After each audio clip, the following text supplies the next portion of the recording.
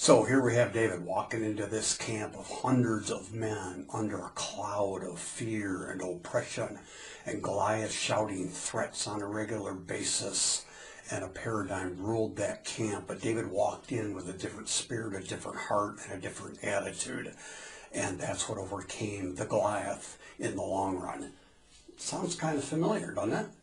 The little guy being put down, ridiculed, stepped on by Goliath. COVID hit, which was basically a dress rehearsal for things to come, where the rich and the big guys said to the little guys, you don't matter. You're not essential. Stand down. Take the vaccine. Wear a mask. Shut down your church. Shut down your business. While the big box stores and the mega rich got filthy or rich. It's true. There's a paradigm of fear and oppression.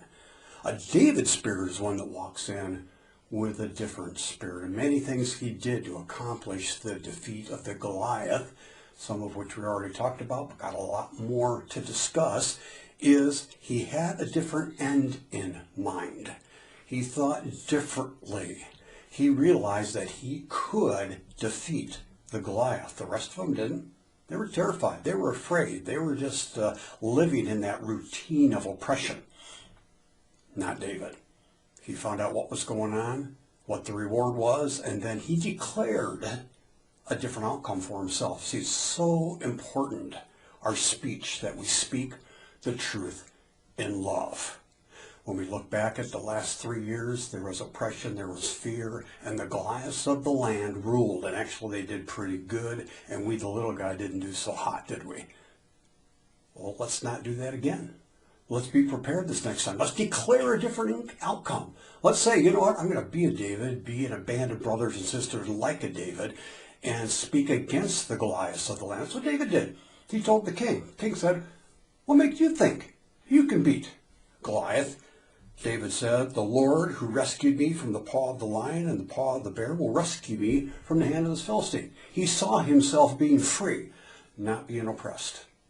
And then when he stood before Goliath, he said many things, but for today, I want to quote, he said, as David said to Goliath, this day the Lord will deliver you into my hands, and I'll strike you down and cut off your head. David declared that, a little teenager against a giant of a warrior. What's your declaration today? Did you declare anything during the last crisis of COVID? You were a little guy. You got stepped on. We all know it. I'm for the little guy. I'm not for the Goliaths, the mega rich of the land. And I don't want my money going to support their evil agendas anymore. And so there is something we can do. We can say, I'm not going to submit. And history proves us right. Masks, the jab, come on. This isn't political. This is about Goliaths and Davids. This is about big guys telling little guys what to do. The 1% pushing down the 99%. What are you going to declare? One of the keys to a different outcome in this land of Goliaths is speaking the truth in love. Are you ready and prepared to do that?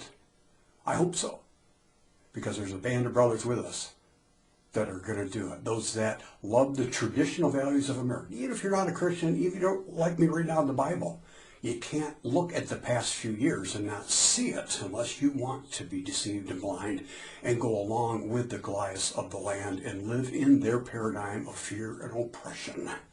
Let's rise up, Davids. Let's do something. Let's declare things so that we have a different outcome of what's coming up real soon in our society.